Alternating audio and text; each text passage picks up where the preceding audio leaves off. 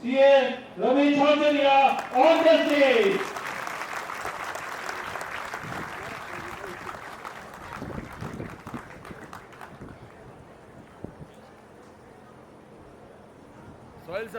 Sohail sir sir इधर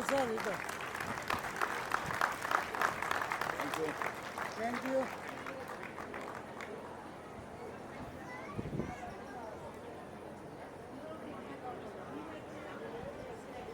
enter करते ही यहाँ की जो एनर्जी और यहाँ के सबके चेहरे पे जो मुस्कुराहट और जो खुशी दिखी, उसके लिए मैं घोराटी मेमन ट्रस्ट और बाकी सभी ट्रस्ट के देश विदेश से आए हुए जो हमारे खास मेहमान हैं उन सबका बहुत बहुत आभार व्यक्त करता हूँ कि जो यूथ इतनी मेहनत से आगे बढ़ रहे हो उसको आप प्रोत्साहन दे रहे हो, उनको एक्सपोजर दे रहे हो।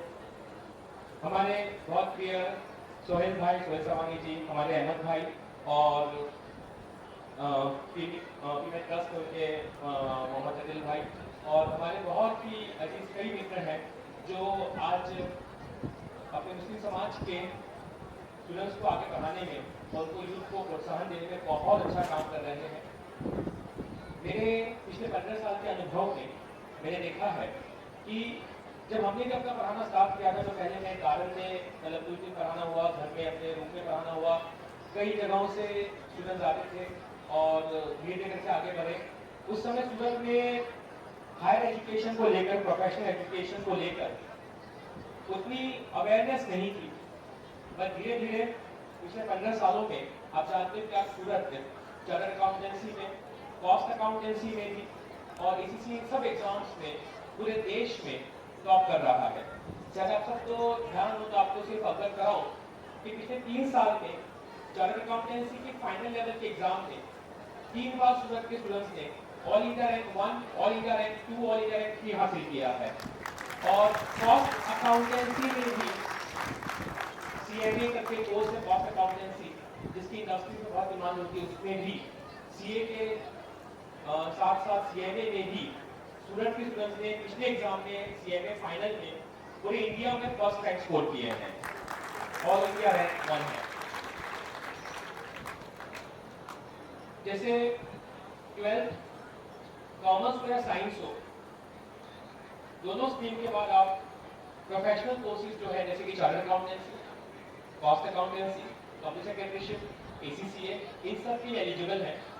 अगर कोई विद्यार्थी 12th साइंस करता है उसके बाद उसको IIT JEE या NEET में जो उसकी इच्छा वैसी लाइन नहीं मिलती है या वो कोई डिप्लोमा करने जाए, उससे अच्छा है कि वो फाइनेंस के प्रोफेशनल कोर्सेज में जैसे कि chartered accountancy, cost accountancy, ACCA इन सब के लिए सोच सकते हैं, जिसमें बहुत अच्छा करियर है। हम जानते हैं ऐसे स्टूडेंट्स को, खासकर के मुस्लिम समाज में भी ऐसे स्टूडेंट्स को हमने देखा है जो बहुत ही सामान्य बैकग्राउंड से है। एक स्टूडेंट था जो जूनागढ़ में खुद मतलब उसके पापा रिक्शा चलाते थे, वो भी रिक्शा चलाने लग गया था, उसको उतना अवेयरनेस नहीं था। फिर सूरत के ट्रस्ट ने वहाँ पर टेस्ट दी, वहाँ से वो आया, एडॉप्ट हुआ और वसीम नाम से है उसका नाम वसीम। उसने चार्टर्ड अकाउंटेंसी मतलब वो ऐसा था कि मतलब सर मैं तो मतलब गाँव में छोटी सी पापा की दुकान थी, ठीक है, वो ईट की दुकान थी, उसमें लग गया था, पार्ट टाइम रिक्शा चलाता था, कोई भविष्य नहीं सोचा था। बट एक बार उसको चिंगारी मिली, उस चिंगारी को उसने रोशन किया और अभी वो गल्फ में है, शायद कतर में है, पहले दुबई में था और उसने चार्टर्ड अकाउंटेंसी भी कंप्लीट किया और उसके साथ साथ वो दूसरे भी प्रोफेशनल कोर्सेज कर रहा है, बहुत अच्छी कंपनी में, बहुत अच्छे पोजीशन पे। मतलब जब उसकी मुझे वो फोटो और वीडियो भेजता है तो विश्वास नहीं होता है कि 4 साल 5 साल के अंदर इंसान ने अपनी जिंदगी को किस तरह से तब्दील कर दिया, पूरा का बदल दिया है। तो शिक्षा में इतनी पावर है कि आप अपने परिवार, अपने समाज, अपने पूरे समाज के लिए बहुत कुछ कर सकते हैं। और कोई ये ना सोचे कि हम कोई रैंकर होंगे तो ही हम कर सकते हैं। अपने सामान्य से सामान्य स्टूडेंट को सिर्फ उनको साथ मिलना चाहिए, आप जैसे बड़ों का उनको आशीर्वाद, उन सबका आप सबका बड़ों को प्रोत्साहन है, आप उनको इतना सम्मान करते हो और सपोर्ट करते हो, तो आर्थिक रूप से कमजोर हो या सक्षम हो, बैकग्राउंड में परिवार में कोई पढ़ा हो या नहीं पढ़ा हो, लेकिन आप सब बहुत आगे अच्छा जिंदगी में कर सकते हो। मुझे करियर के ऊपर भी बोलने के लिए कहा गया, तो मैं 5 मिनट आपको और कोर्सेज के बारे में सिर्फ इतना बता दूं जैसे कि चार्टर्ड अकाउंटेंसी का इस साल से नया कोर्स आ रहा है जिसमें सीए फाउंडेशन, सीए इंटरमीडिएट और सीए फाइनल का जो टोटल ड्यूरेशन है वो 6 महीने कम हो जाएगा। फाउंडेशन के एग्जाम 12th के बाद तुरंत दे सकता है बच्चा, 10th के बाद 11th 12th के साथ तैयारी शुरू कर सकता है, 10th के बाद रजिस्ट्रेशन करा सकता है सीए में भी, सीएमए में भी और एसीसीए में भी। मैं एसीसीए के बारे में भी 2 दिन में आपको ब्रीफ इंफॉर्मेशन दूंगा, अपडेट करूंगा, क्योंकि एसीसीए की डिमांड गल्फ में बहुत ज़्यादा है, यूरोप में बहुत ज़्यादा है, इंडिया में भी जो बड़ी कंसल्टेंसी फर्म्स होते हैं, association of chartered certified accountant जो एक ग्लोबल बॉडी है प्रोफेशनल अकाउंटेंट्स की, उसकी काफ़ी डिमांड है। तो काफ़ी लोग उसके बारे में उतना नहीं जानते हैं। हम लोग ने एसीसी यूके की वहाँ से गोल्डन लर्निंग पार्टनर्स की जो डेजिग्नेशन है वो ली हुई है। तो सूरत में पहले एसीसीए की कोई पढ़ाई नहीं होती थी, बच्चों को ऑनलाइन करना पड़ता था, उतना नहीं जानते थे। तो अपने एसीसीए करना हो तो एसीसीए के बाद में बहुत डिमांड रहती है, सीए में भी है। मैं सीए को 2 दिन पहले बोल दूँ कि सीए में 3 चरण होते हैं, फाउंडेशन, इंटर, फाइनल, हम सब जानते हैं। फाइनल में 3 साल के एलिगेशन को लेकर पहले स्टूडेंट्स को बहुत टेंशन है कि 3 साल सीए के ऑफिस में जाना पड़ेगा, तो उसको रिड्यूस करके 2 साल कर दिया गया है और न्यू कोर्स में उसमें टाइम ड्यूरेशन कम कर दिया गया है। आप गुजराती मीडियम से पढ़े हो या हिंदी मीडियम से पढ़े हो या इंग्लिश मीडियम से पढ़े हो, आप अपने दिमाग में मीडियम का किस भाषा से आपने 12th की पढ़ाई की वो दर्द को निकाल दीजिए। हमने देखा है, जिस मैंने वसीम से बात की, वो भी 12th में गुजराती मीडियम में पढ़ा हुआ था। एक पोरबंदर से आया था इस्माइल मुगल करके, उसके पापा फिशरमैन जो मछली पकड़ने काम करते थे। इस्माइल मुगल ने सीए फाउंडेशन के एग्जाम में पूरे सूरत में फर्स्ट रैंक स्कोर किया था। ये इंटरमीडिएट भी उसने फर्स्ट अटेम्प्ट में निकाला और सीए फाइनल भी फर्स्ट अटेम्प्ट में निकाला। और आज वो कॉर्पोरेट में जॉब करने के लिए अपनी प्रैक्टिस कर रहा है। और जहाँ पे उसके पापा सिर्फ फिशरमैन थे, आज वो अपनी पूरी ऑफिस चालू करके उस पूरे एरिया के सब लोगों का पूरा टैक्स का, जीएसटी का, इनकम टैक्स का, फाइनेंस का और कई अच्छे काम कर रहा है। इवन ऑनलाइन को दूसरे शहरों से भी काम ले रहा है। तो बहुत सामान्य परिवार से, बहुत सामान्य बच्चे, लेकिन क्या उनके दिमाग में कुदरत ने क्या सुंदर चीज़ें डाली, इतने सुंदर होते हैं। मैं पेरेंट्स को रिक्वेस्ट करूँगा कि आपकी लड़की हो, लड़का हो, ओके, आप उनको पूरा शिक्षित करिए। ये 4 से 5 साल तो है 10वीं के बाद, उनको 11वीं 12वीं में और ग्रेजुएशन से 3 साल बर्बाद मत करने दीजिए। 11th 12th के साथ उनको सीए, सीएस, सीएमए शुरू करवाइए, बीकॉम के साथ करवाइए, दोनों कोर्स साथ साथ में जाता है, कोई पढ़ाई डबल नहीं है। और उसके बाद वो इंटरनेशनल कोर्स कर सकते हैं। अगर आपने सीए किया हुआ है तो एसीसीए के 13 पेपर्स में से 9 पेपर में एग्जेम्पशन है। सीपीए कनाडा में लगभग सब पेपर में एग्जेम्पशन है। सीपीए ऑस्ट्रेलिया में सिर्फ 2 पेपर देने, बाकी सब पेपर में एग्जेम्पशन है। आज इंडिया की चार्टर्ड अकाउंटेंसी की डिग्री है और इंडिया में दूसरे भी जो कोर्सेज, इंटरनेशनल कोर्स की एग्जाम्स हो रही है, बहुत स्कोप है, बहुत कुछ कर सकते हो आप आगे जिंदगी में। तो बस पॉजिटिव एटीट्यूड रखिए और सही गाइडेंस दीजिए, सही सलाह दीजिए। अगर आप में से किसी को भी कोई भी तरह की जानकारी चाहिए तो आप मेरे यूट्यूब चैनल या मेरे इंस्टाग्राम पे या फिर गुलगो रोड पे जो हमारी ऑफिस है वहाँ पर आकर आप आराम से बात कर सकते हैं, मिल सकते हैं, जान सकते हैं। सोहेल भाई भी जो कंसल्टेंसी का लेवल आप बहुत अच्छा काम करते हैं और काफ़ी सारे सूरत में अपने ये भी गुड्डे भाई हैं, वो भी काफ़ी सीएस में उसको एनकरेज करते हैं। तो पीमेंट प्रोग्रेसिव मुस्लिम एजुकेशन ट्रस्ट है, उनके भी जो ट्रस्टीज हैं वो हर साल स्कॉलरशिप प्रोग्राम चलाते हैं सीए स्टूडेंट्स के लिए, जिनको वो कंप्लीट फ्री फैसिलिटीज प्रोवाइड करते हैं। और आपको पता हो तो पीमेंट के द्वारा सिलेक्ट किए गए पूरे गुजरात में और अब हम लोग इंडिया लेवल पे सीए स्कॉलरशिप प्रोग्राम चालू कर रहे हैं।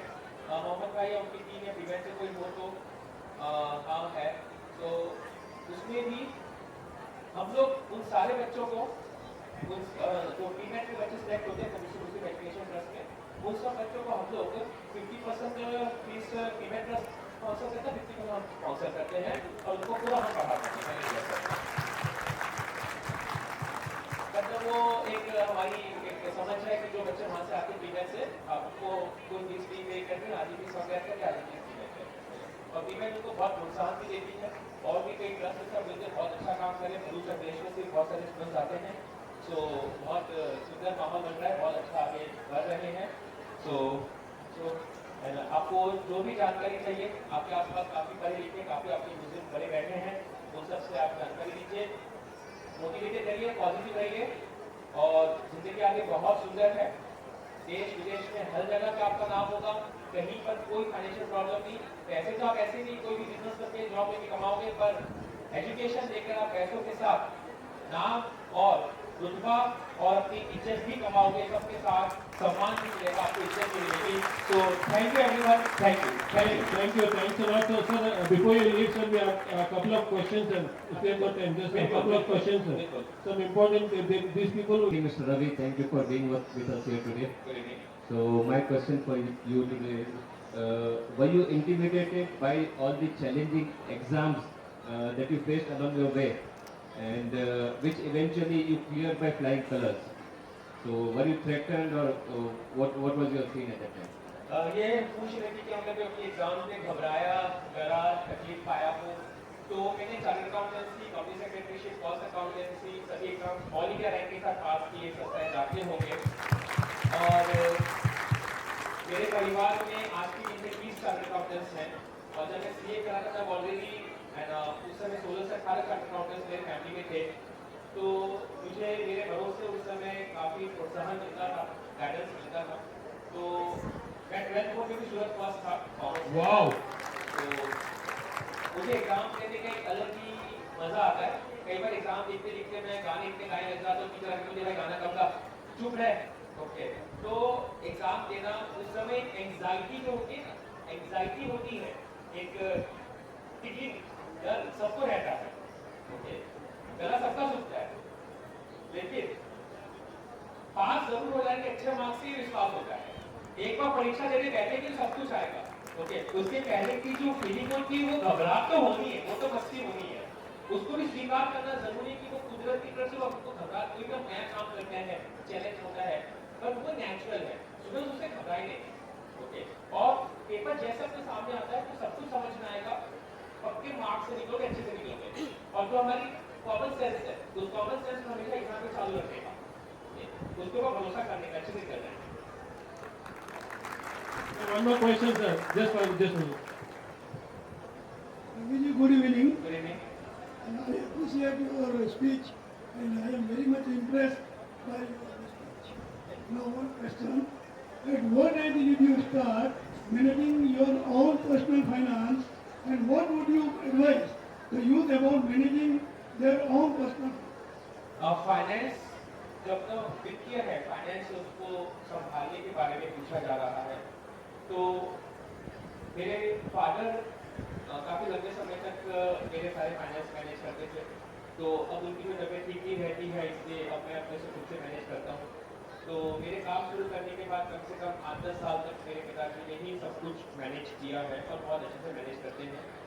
और अब जैसे मैंने कहा, मैं खुद मैनेज करने लग गया हूँ। लेकिन यहाँ पर मैं 2 चीज़ें कहूँगा, जितने भी यहाँ पे पेरेंट्स हैं, बड़े हैं, वो अपनी जो खुद की इंश्योरेंस पॉलिसीज है, उनकी जो इन्वेस्टमेंट्स हैं, रियल एस्टेट में हो या म्यूचुअल फंड में हो या शेयर मार्केट में हो, वो आप अपने लाइफ पार्टनर के साथ और अपने परिवार के साथ जरूर शेयर करिए।